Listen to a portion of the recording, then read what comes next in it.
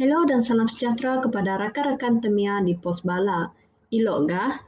Dalam video kali ini, kami dari Kumpulan 1 akan menerangkan mengenai pendidikan dan kebaikan e-pembelajaran.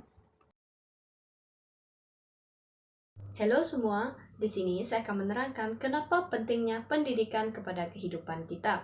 Pendidikan merupakan proses pengajaran dan pembelajaran untuk menimba ilmu, kepakaran, nilai-nilai murni, kepercayaan, dan tabiat.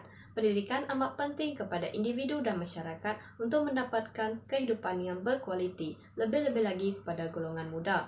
Pendidikan membantu kita mendapatkan keyakinan diri untuk menghadapi cabaran, persekitaran, dan memahami diri sendiri. Taraf pendidikan yang baik akan menjamin masa hadapan yang cerah dan menyumbang kepada ekonomi negara. Oleh itu, saudara dan saudari haruslah tidak mengabaikan pendidikan dan rebutlah peluang untuk menikmati pendidikan sehabis baik. Sekian, terima kasih. Jadi apakah e-pembelajaran? Jom kita dengar penjelasan daripada saudara Tiong Menjing mengenai e-pembelajaran. Halo semua, saya Tiong dan hari ini saya akan membuat penjelasan mengenai apa itu e-pembelajaran. Seperti yang kita tahu, pada era baru ini, kita semua dapat menggunakan alat elektronik seperti komputer riba, telefon bimbit, iPad dan lain-lain dengan cara profesional. Dalam kehidupan seharian, saya percaya bahawa kita semua akan selalu menggunakan alat elektronik untuk menonton video, berbual dengan rakan, bermain permainan dan menghabiskan masa dengan menggunakan aplikasi seperti Facebook dan Instagram. Selain itu, kita juga dapat menggunakan alat elektronik untuk mendapatkan pengetahuan secara atas talian. E-pembelajaran adalah pembelajaran dalam talian dan mendapatkan pengetahuan dengan menggunakan teknologi elektronik dan media.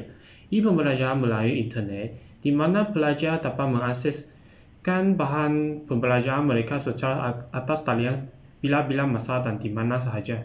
Oleh kerana MCO, pembelajaran tradisional atau fizikal di sekolah tidak dapat dijalankan. Oleh itu, pembelajaran atas talian adalah cara yang terbaik untuk dilakukan pada masa ini. Kerana saya percaya kebanyakan orang sekarang mempunyai akses kepada teknologi elektronik. Itu sahaja daripada saya dan terima kasih.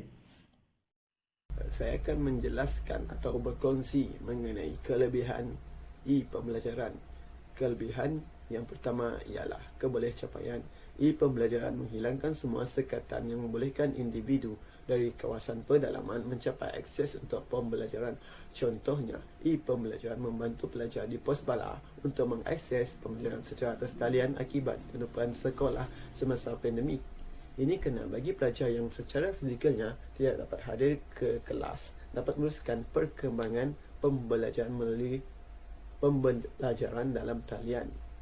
Kelebihan yang kedua ialah meningkatkan kemahiran. E-pembelajaran membantu komuniti atau pelajar di pos bala dalam meningkatkan kemahiran dengan menguasai penggunaan medium pembelajaran yang disediakan secara atas talian.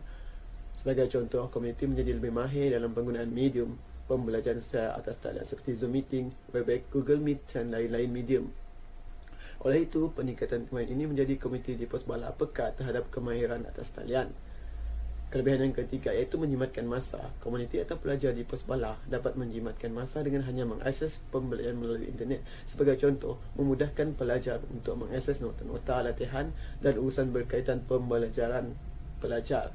E-pembelajaran ini akan memberikan kebebasan dari segi jadual pembelajaran pelajar kerana semua hanyalah di hujung jari untuk mengakses pembelajaran. Oleh itu, pelajar di pos bala dapat belajar mengikut masa mereka sendiri. Berikut merupakan cabaran dalam e-learning. Yang pertama adalah tiada kemudahan gadget yang sesuai, contohnya komputer ataupun telefon bimbit. Bagi pelajar yang kurang berkemampuan, ini pasti menyukarkan mereka untuk mengikuti segala pembelajaran dalam talian yang diusahakan oleh para pengajar dan seterusnya akan menyebabkan mereka ketinggalan berbanding rakan-rakan yang lain. Yang kedua adalah suasana pembelajaran yang kurang kondusif. Pelajar yang kurang berkemampuan pasti menghadapi masalah apabila melaksanakan tugasan di rumah. Hal ini meliputi suasana persekitaran yang bising, tempat yang sempit serta tiada meja dan kerusi yang sesuai. Dan akhir sekali adalah akses internet yang lemah. Masalah capaian internet dan talian komunikasi yang lemah menyukarkan mereka untuk mengikuti e-learning. Mereka tidak mendapatkan akses internet jika berada di kawasan rumah dan terpaksa pergi ke luar kawasan yang agak jauh bagi mendapatkan akses. Jadi sebagai pelajar perlu berjuang dan strategi untuk pembelajaran yang berkesan dalam talian. Strategi pertama ialah tetapkan matlamat belajar. Setiap hari tanyakan pada diri sendiri apakah yang ingin kita capai dalam kursus yang kita ambil. Strategi kedua ialah membuat jadual belajar. Catatkan waktu bila mahu buat dan selesaikan tugasan dan belajar supaya kita dapat urus masa dengan baik. Masa yang selebihnya kita dapat meluangkan masa bersama keluarga tercinta. Strategi ketiga ialah waktu rehat.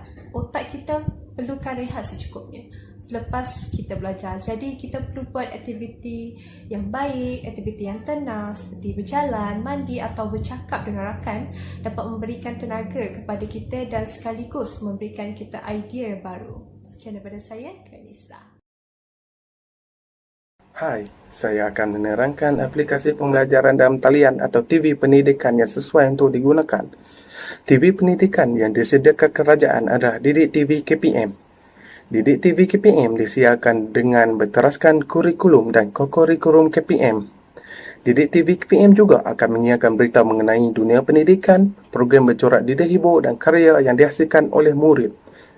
Didik TV KPM mampu memberikan akses pendidikan melalui televisyen kepada murid sekolah rendah dan menengah dalam tempoh yang lebih lama. Thank you. Hai, nasihat saya kepada komuniti ialah komuniti perlu sedar betapa pentingnya pendidikan pada masa kini dan masa hadapan. Kini, dengan adanya rangkaian internet, sistem pendidikan dilihat mampu menyampaikan maklumat ataupun ilmu dengan lebih efisien dan sistem penyampaian maklumat akan lebih berjaya yang dikenali sebagai e-learning. Selain itu, komuniti perlu mempelajari sistem IT untuk kegunaan masa hadapan dan komuniti perlu memandang serius betapa pentingnya pendidikan untuk diri sendiri dan juga komuniti.